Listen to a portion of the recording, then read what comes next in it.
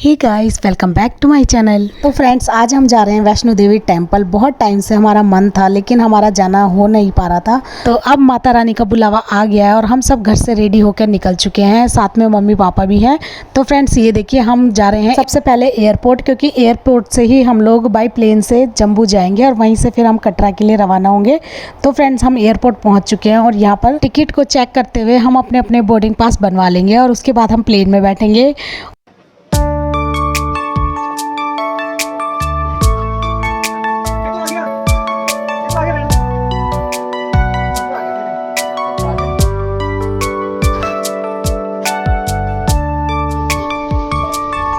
तो फ्रेंड्स, हमारे boarding pass बन गए हैं और चेकिंग हो चुकी है और अब हम बैठ गए हैं प्लेन में।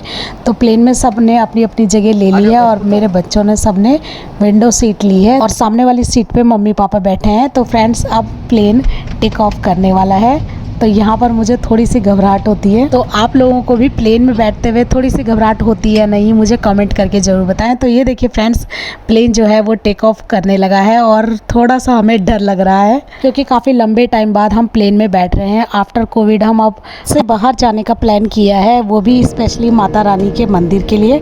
तो हम सभी लोग बहुत ही ज़्यादा एक्साइटेड हैं और साथ में ही मम्मी पापा भी बहुत एक्साइटेड है। तो फ्रेंड्स, अब हम होटल में पहुंच चुके हैं। हम जम्मू उतर गए थे और वहां से ही हमें पता चला अब वैष्णो माता की पर्चियां नहीं कटती बल्कि आई कार्ड बनते हैं, जो कि हमने सबने वहां एयरपोर्ट पे ही बनवा लिए थे। तो जम्मू एयरपोर्ट पे ही माता रानी के दर्शन करने के लिए आई कार्ड बनते हैं, तो हमने वहीं पे बनवा लिए थे और टैक्सी पकड़ के हम सीधा होटल पहुँच चुके हैं। यहाँ पर हाथ मुँह धोने के बाद सीधा माता रानी की चढ़ाई स्टार्ट करेंगे।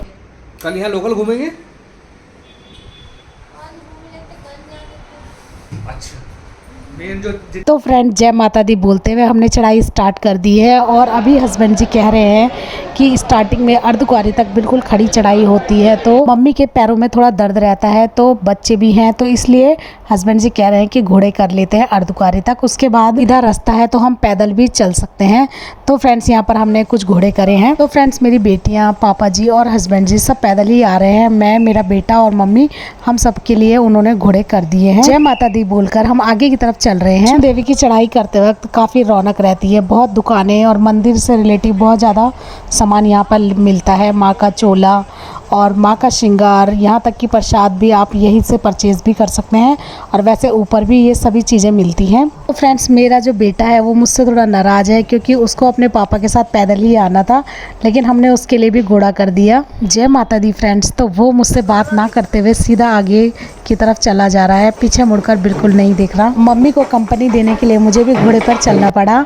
तो ये देखिए फ्रेंड्स, हम घोड़े के जरिए जल्दी अर्धकुंवारी तक पहुंच जाएंगे, तो हम वहां पर रुककर उनका वेट करेंगे। तो यहाँ पर बहुत ही जोश के साथ, बहुत ही ढोल नगाड़ों के साथ सब यात्रा की शुरुआत करते हैं, तो सबकी यात्रा मंगलमय हो। तो फ्रेंड्स, ये देखिए, तो हम भी यहाँ पर बजते ढोलों का आनंद लेते हुए आगे की तरफ चल रहे हैं और यहाँ पर बहुत ही रौनक है। तो आगे अर्धकुंवारी में हमने उनका वेट किया और हम सब एक साथ हो गए और अब हम आगे की जो चढ़ाई है माँ के दरबार की भवन तक की, वहाँ से पैदल ही चलेंगे। चश्मा पहन के कमांडो लग रही है।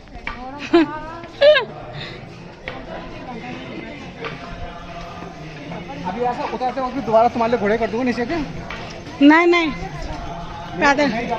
तो जय माता दी फ्रेंड, दूर से जो माता का भवन है वो इस तरह का नज़र आता है। चारों तरफ पहाड़ों के बीचों बीच है माता का भवन। तो सभी बहुत ज़्यादा थक चुके हैं, बहुत ही प्यास भी लग रही है और भूख भी लग रही है, लेकिन माता के भवन जाने का जोश सबके अंदर पूरा भरा हुआ है। तो जय माता दी फ्रेंड्स, आप देख सकते हैं कि हम माता के दरबार के कितने नज़दीक पहुँच चुके हैं और यहाँ पर भीड़ बहुत ज़्यादा है और खचाखच रेस्टोरेंट भी यहाँ पर भीड़ से भरे हुए हैं। तो माँ वैष्णो का दरबार 24 घंटे खुला रहता है और भक्त हर वक्त यहाँ पर माँ के दरबार में दर्शन करने के लिए आ सकते हैं।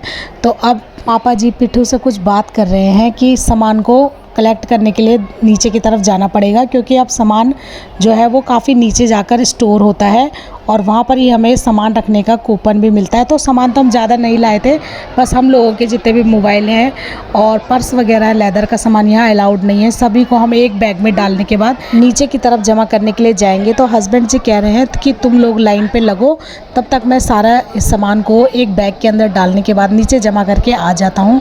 तो हम लोग लाइन की तरफ ही चल रहे हैं। तो फ्रेंड्स, मेरे हस्बैंड सभी के मोबाइल को एक बैग के अंदर डालने के बाद बैग को जमा करने के लिए नीचे की तरफ बढ़ रहे हैं। और वहाँ पर जब हम बैग को जमा कर लेंगे उसके बाद मैं आगे का वीडियो नहीं बना पाऊँगी क्योंकि मोबाइल हमारे यहाँ पे जमा हो जाएंगे। तो फ्रेंड्स, दूर से आप माता का भवन देख सकते हैं कि यहाँ पे कितना प्यारा नज़ारा होता है। रात को पूरी लाइटें ही लाइटें चमक जाती हैं।